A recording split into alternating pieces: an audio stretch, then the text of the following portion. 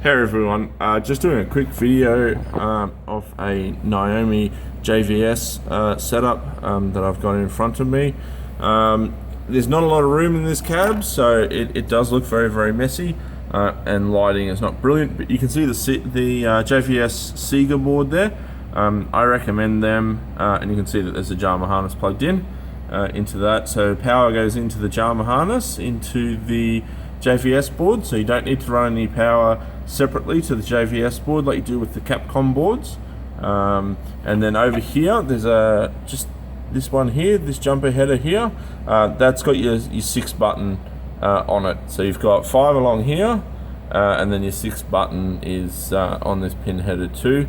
There is a jumper JP1, I think it is, just there, and I think that changes the mapping of the extra buttons. I know it's something like that, so you may have to change that as well, but it's just pretty easy. I mean, as you can see, you've got your USB plug-in. It uses standard USB A to USB B leads, so that goes from the board and then it goes over to the JVS connector here on the Naomi there.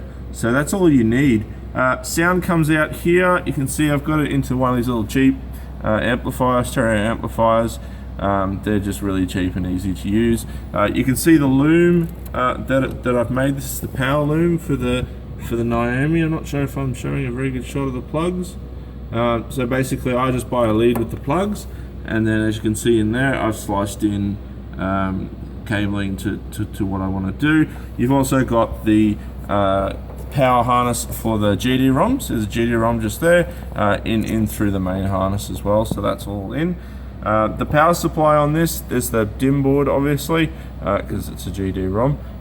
The power supply is the Meanwell, I think it's the QP, it's either a 200 or 300 -A, which is, if I can get some lighting in here, you'll see it's just there, just sitting in there nicely. So you've got the power breakout there, you've got the power supply there, you've got the power going off and around, and it goes around front and then back in here to the front here. Actually, that's not a bad shot from there.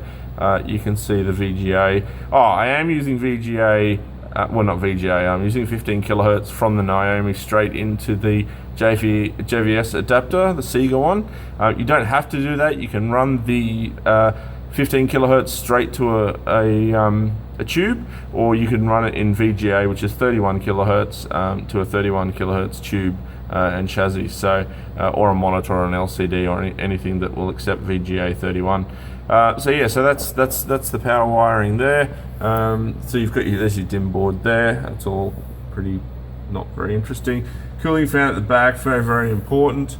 And yeah, and there's the GDROM there. So there's not a lot of room, guys, in this cabinet. But basically, yeah, just one power supply. The Meanwell, it does +5, +12, -5, and +3.3, and you need the +3.3 for the Naomis.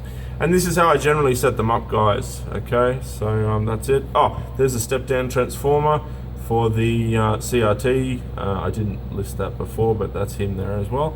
And that's basically it, guys. I mean, it's fairly compact. There's not a lot of room in these cabs to do these sort of conversions.